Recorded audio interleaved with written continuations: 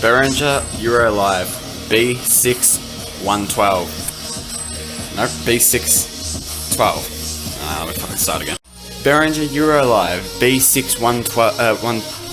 Behringer Eurolive B612D. What is it?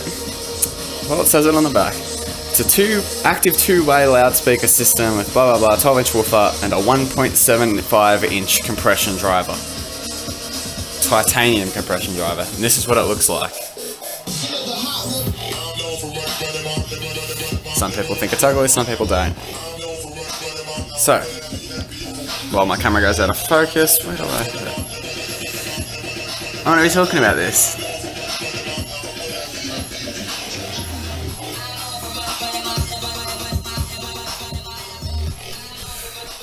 What do I think of it? It does its job. Would I recommend it? If you want extremely loud, paying no price, don't care about looks, just want it friggin' loud, it's very, very harsh sounding. Just to put that out there right now. I haven't got onto sound quality yet, but I'm just sticking it out there. It's harsh once you crank it. This amplifier is 1500 watts, 1000 watts peak. I don't think so. I pulled it apart to take a look at the woofer, and it had a 250 watt sticker on the back of it. 250 watts RMS sticker. So realistically, these speakers are probably 300-400 watts, which is a lot of power. My AVEs over there, 320 watts. 15-inch driver, 1.75-inch compression driver. They were outperforming the JBLs that were like 1000 watts, the Mackies that were 1200 watts. Anyway, what I'm trying to get at is they're not rated at that. They're probably rated 300-400 watts, which is still a lot. Like, these speakers are loud. I'm trying to think. Made in China, obviously. Start on the back. Standard IEC input, which is turned sideways. It says power consumption 600 watts. Hey, maybe the amplifier is more powerful than the speaker, which isn't necessarily bad, because I'm really considering for these subs, which are only 350 watts each, and I know they're underrated as hell, buying an Behringer EPX 4000, which does, it doesn't say the RMS, but it's 4000 watts peak, so even half at 2000 watts, that's still close to 3 times their RMS rating. Anyway, I don't know where I was going with that. Oh, the more powerful the amplifier, it doesn't matter if the speaker is slightly less powerful, because as long as the signal is completely clean, the speakers will actually not die. Like, it is safer to run a 350 watt sub on 500 watts clean than it is to run it on 250 watts distorted or peaked. So anyway, you've got your fuse holder here, power button. It's a push power button. I'm not a fan of it, but it's there, and that's one thing. Also, the power light on the back, and an orange one on the front. Don't know why. Don't ask me why. Ask Behringer. Well, I just quickly... Oh, bloody hell. I hate this laptop so much. Why can't you just go there? Oh, you're freaking kidding me. Put something else on. Right, so... Inputs. 1/4 inch input, XLR input, XLR output. Standard. Very, very standard. That's what you would expect. Level. So that is the XLR input and the microphone input. You got your standard equalizer. Leave that at flat and do all your equalizing on an EQ, please. That's how it's meant to be done. So you imagine the graph, right? All the bands are perfectly flat. The moment you go like this and turn that low graph up, you're not just turning your 100 hertz and below up to like that much higher. You are turning everything up to about probably 800 hertz right up. That's not what you want. You want to be doing very, very specific frequencies on your equalizer. So leave these at flat, do it on your equalizer. If you don't have an equalizer, well, flat is fine sounding. Maybe even if you want to put it like that just for a little bit of extra mid-low. So clip light, obviously, most speakers have clip lights. No signal light. I would like to see a signal light, but that isn't there. Doesn't really bother me though, because AVEs don't. So, doesn't bother me. casing on this,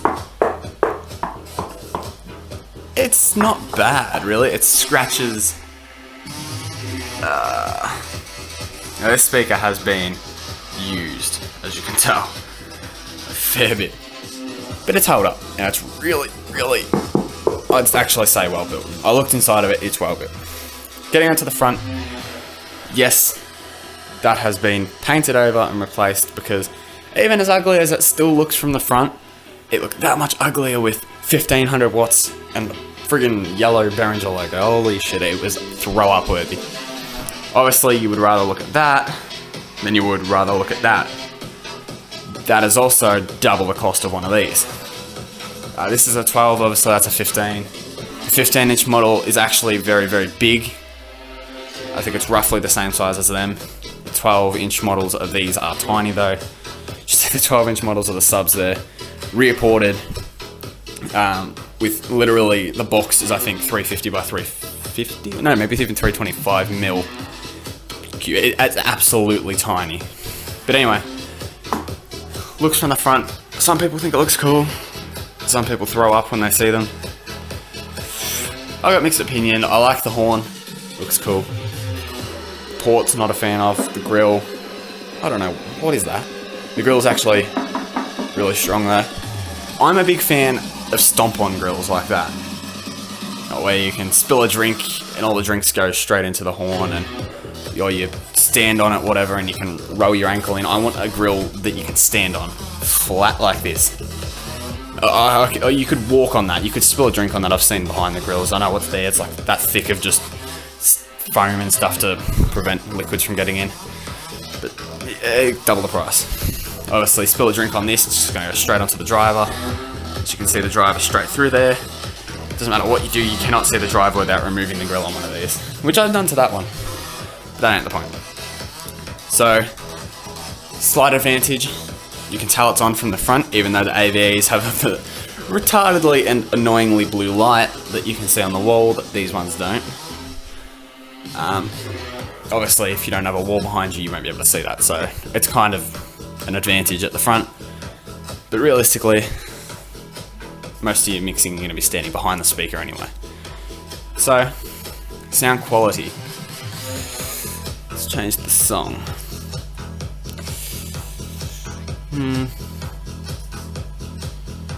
Okay, here's something to prove how harsh they sound. Let's see if I can do this. There we go. Okay. These are very warm. These are very, very loud, very, very warm. These are very, very loud, very neutral, and once you turn them up, very harsh. Sorry.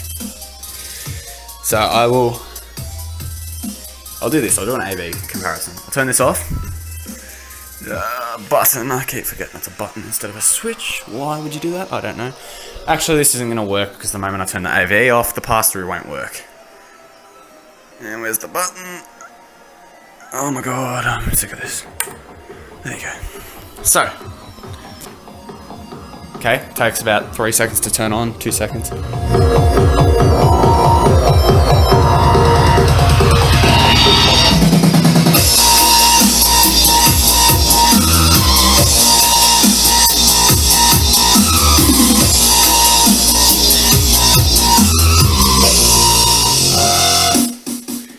That was bloody loud. Right, so, just listening to them side by side standing here. Obviously I have a mono mic, so you won't be able to tell the difference. But right here, standing there right now, the horn on that is louder than the horn on them. But, standing there, all you can hear from that is the horn. From that you can hear, obviously, mid-range. That could be due to the 12-inch, 15-inch. But then again, it should be saved by 1500 watt versus 320, which is real. That's 320 watt. So if we can do this, okay. I'm going to do this A-B thing, I'm going to make it happen. Just got to remember what my volumes are at on this. A little bit above half. Right. So the moment I turn this off, it's all going to turn off. 3, 2, 1, and off. Okay. So, I'm going to let you listen to the AVE. It's a freaking button up, sick of it. Look for the switch every time. So, song that would be harsh. This one, perfect. I'm gonna go to 10 on each one. They're set so they're exactly the same decibels. And that was on Pink Noise. So.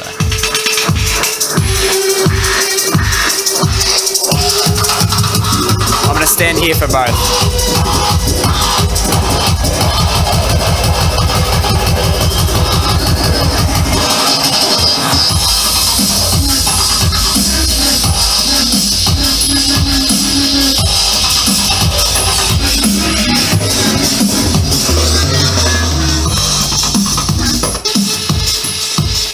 Now you've heard the AVE, let's turn the Behringer back on. Body button. And let's go to the back of this. And let's turn the volume all the way down. Right. Now let's play the same song again. Straight up to 10. Immediately you can notice the lack of bass. And the amount harsher that horn is, holy shit.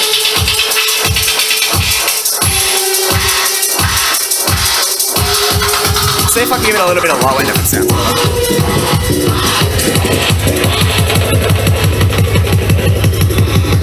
Let's make a difference.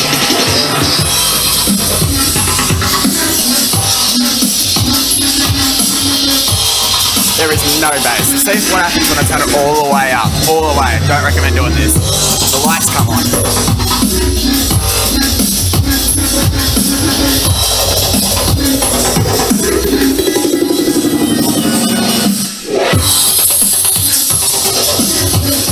So hopefully with that you can understand how much harsher these are, the Behringer is. So that's what they sound like. They're a lot harsher, but don't get me wrong, they are loud. If you're a starter DJ looking for a pair of speakers that you can plonk on top of a, don't buy Behringer subs please, buy something better, RCF, anything like that. Yes, it's going to set you back a lot more money. Don't buy Skytech, I swear to God, don't buy Skytech, please. But, if you're a starter DJ, you've just bought your turntable and you've got no money, you're working at McDonald's, getting barely any money, your best option is to buy a set of tripods. Don't buy Skytech. If you buy Skytech speakers, I guarantee they're less than like a third as loud as these, sound twice as worse, and they will blow on like the 4th gig. I would buy these. I would, if you're starting up and you just need loud sound, you don't care about bass, you don't care about sound quality. Obviously they are understandable, like they're not like ridiculously horrible, because when I talk to my friends about sound quality and stuff, they think I'm talking like absolutely like distorted sounds, but I'm talking about like they're still good. So yeah, tripod, get a tripod like this. Obviously this is a lighting one though. Plonk your speaker on top, even one would probably do the job for 40 to 50 people. Really, that would be enough. I'm trying to think, would you get a second one or would you get a sub? Judging by their sound quality, I'd probably go for a sub. So you have it like that, so you have a sub and a pole on a front of house speaker. Then by the second one with a tripod, one sub and then 2 of these front of house would be absolutely ample. So that's really what I think of it. Focus.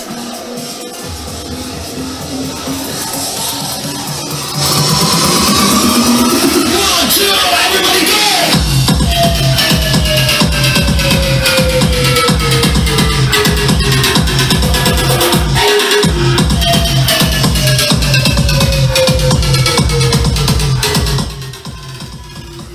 Again, you can hear mid-range, but that kick drum, you hear the, we turn the lows up, that kick, let's go back here,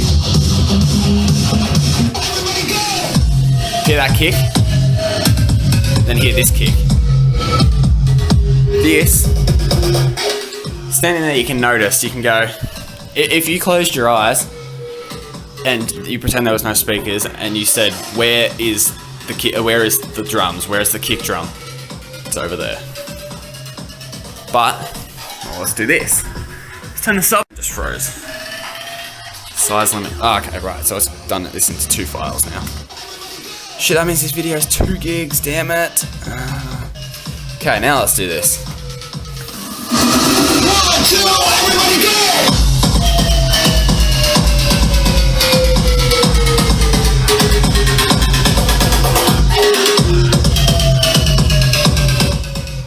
Right, that's what you do. Buy one of these, you buy a sub. Turn this one off. Let's hear what this sounds like. Now, turn this one back off again. So, obviously, you probably aren't going to get a sub that's as, that's going to sound bad, but as high quality as this one. But, this is what it sounds like when you mix a sub in. So you buy one front of house, you can do a gig with that. Do 2 or 3 gigs and then buy a proper sub for yourself. So where's the drop there? So now let's listen to it. What's it sound like?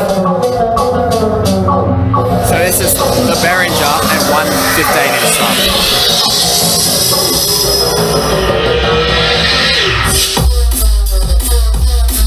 That's very, very good.